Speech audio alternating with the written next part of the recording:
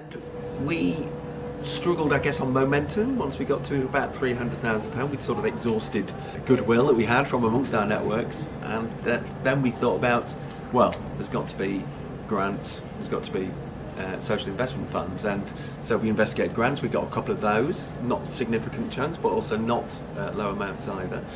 And again, fairly weighty application process, and also you get the feeling that there are a lot of other applications that you're fighting against to get what is essentially a small award for the time you put in.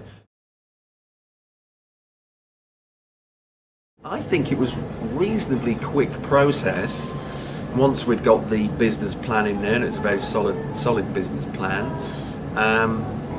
And there was a little bit of scrutinisation, a lot of scrutinisation of that business plan. But it proved to be a fairly solid business plan, and I couldn't put an exact figure on the time, but it felt a lot quicker. And maybe that's in contrast with the first attempt when we put a lot of work in and ultimately it came to nothing. So it was preferable to us, but it was heavily led by Big Issues able to offer us. But I mean, it has appeal that you're not securing a debt against, your private or personal assets. And why that's appealing? Because the restaurant business is a very difficult business to succeed in. Mm-hmm. And there are businesses that are going under at a rate of knots still right now. And then once you factor in our mission on top of that, is that we have bottom line costs that other restaurants don't have, so it makes us less competitive. And those bottom line costs include the fact that we pay London living wage. So there are no restaurants, I think, that do that, certainly that I can think of.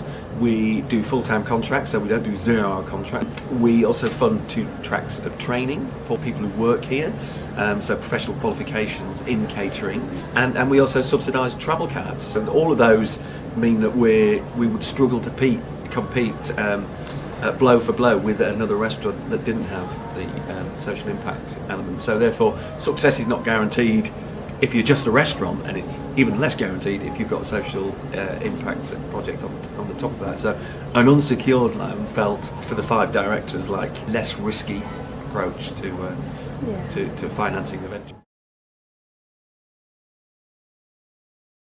Well, the relationship's very positive. As a great, for instance, when we first took the lease on at this place, and just as the renovations were starting, so we had the front window under shutter, so to speak, we had squatters, and they forced entry, barricaded themselves in over the course of a weekend, and we needed to negotiate to get them out, because we felt that having them evicted would be the wrong way to start a social enterprise that helps homeless people. When we first went to speak with the squatters, it turned out to be 15 of them, all relatively young folks, all had misidentified us as a faceless corporation who was keeping London's real estate under shutter. We felt that we needed some soft skills with people who are used to this sort of situation, and we asked the Big Issue to come down and help us negotiate through our open window so that they'd barricaded themselves in. And 48 hours later we were able to persuade them to leave, and the Big Issue helped with that. So that's an example.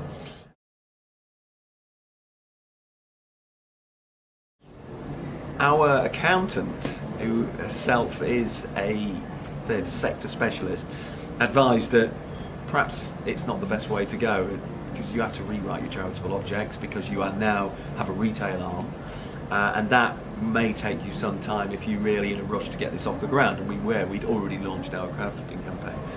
And there would be other benefits in context of our particular business, a restaurant, in stuff like being able to claim VAT back, and that goes straight back onto your bottom line, because charities can't claim VAT, and we're buying lots of stuff, produce, equipment that has VAT on it, which would all just empty out of the bottom line, because you can't claim that back. So it's money that could be recycled back to you.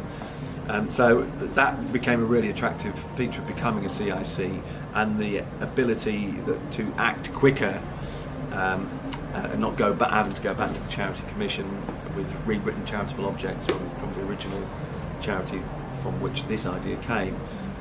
So that was advantageous. Where it's proved a bit of a disadvantage is in corporate giving, donations and grants, where CICs for some bizarre reason are less favoured than charities. So in some of those applications we've been turned down because we're not a charity.